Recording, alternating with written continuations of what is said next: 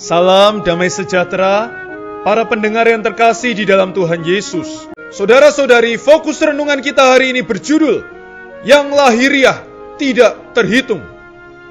Firman Tuhan di dalam Roma pasal 2 ayat 29 berkata, tetapi orang Yahudi sejati ialah orang yang tidak tampak keyahudiannya, dan sunat sejati ialah sunat di dalam hati secara rohani, bukan secara harfiah. Saudara-saudari, dalam Roma pasal 2 ada beberapa kata yang perlu kita perhatikan. Yang lahiriah tidak terhitung, yang batiniah baru terhitung. Secara rohani, bukan harfiah. Bukan dari manusia, melainkan dari Allah. Di sini ada beberapa perbandingan, yaitu lahiriah di hati batin, harfiah, roh, manusia, Allah. Melalui beberapa perbandingan ini, dengan jelas Alkitab memberitahu kita satu perkara, yaitu kekristenan bukan menekankan peraturan, liturgi, tata cara lahiriah. Kekristenan menekankan kehidupan yang batini.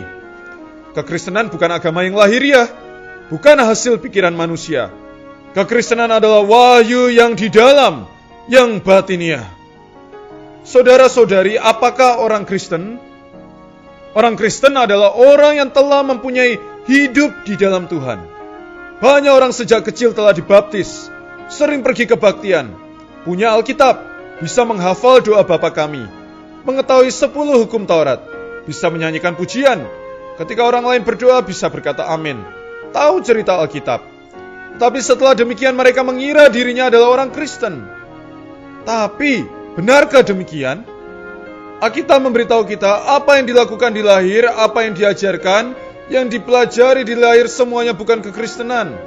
Orang Kristen adalah orang yang melakukan sesuatu dari batinnya. Orang Kristen adalah orang yang di dalamnya mempunyai hidup di dalam Tuhan. Kekristenan sama sekali bukan berasal dari manusia. Sebab itu pandangan manusia, pendapat manusia tidak bisa menggantikan kekristenan. Meniru secara luaran itu tidaklah terhitung. Kalau benar-benar merasakan, barulah terhitung.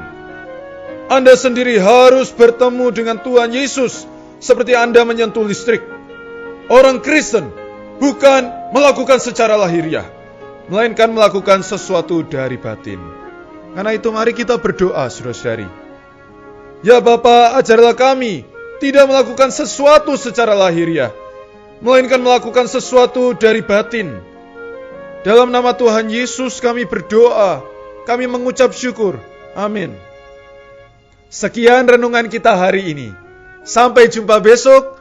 Tuhan Yesus beserta dengan kita.